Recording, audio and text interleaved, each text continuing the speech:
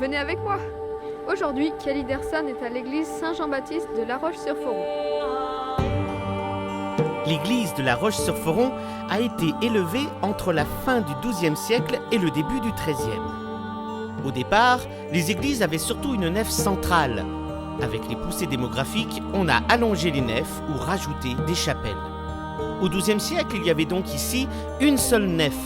Puis au XIVe, l'église comporte plusieurs chapelles. Alors combien? Eh ben, ça dépend de quand. Parfois 4, parfois 10. Tout ça a beaucoup bougé. Sans parler des reconstructions et des incendies du XVIe siècle. Aujourd'hui, il reste 2 chapelles importantes.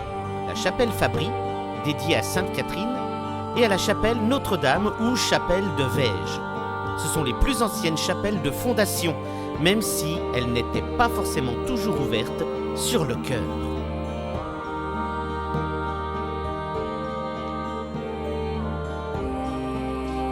La chapelle Fabry est actuellement au pied du clocher. Rappelez-vous, le clocher était ici même, mais en bois. Lors des incendies des fours Banneau, il a brûlé et on l'a reconstruit de l'autre côté de l'église. Finalement, le clocher reviendra à sa place première, mais en pierre. Dans cette chapelle, on peut voir une fenêtre à tripler ogival. Cette chapelle est un bon exemple de gothique flamboyant. Une voûte à tierceron et boutons.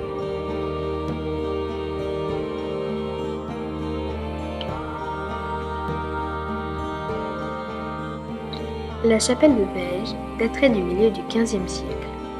Les premiers fondateurs seraient la famille de Salles. On l'appelle chapelle de Vège depuis le XVIe siècle, après les incendies. Regardez, c'est la pierre tombale de Guillaume de Vège.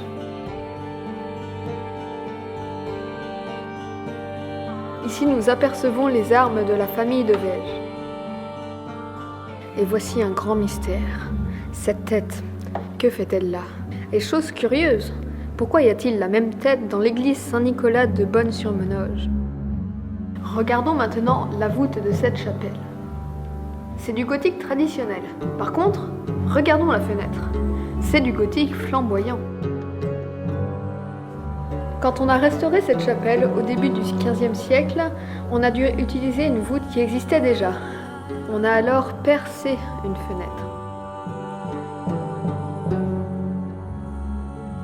L'orgue de cette église est un instrument italo-sarde à un seul clavier de 61 notes.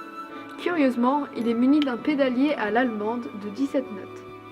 Cet instrument, s'il est modeste, est malgré tout de conception originale. On en trouve très peu en France.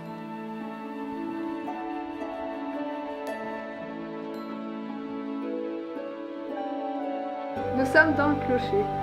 Donc c'est très rare de pouvoir venir ici, donc un grand merci à ceux qui nous y ont emmenés. Regardez, d'ici on voit la tour des comtes de Genève.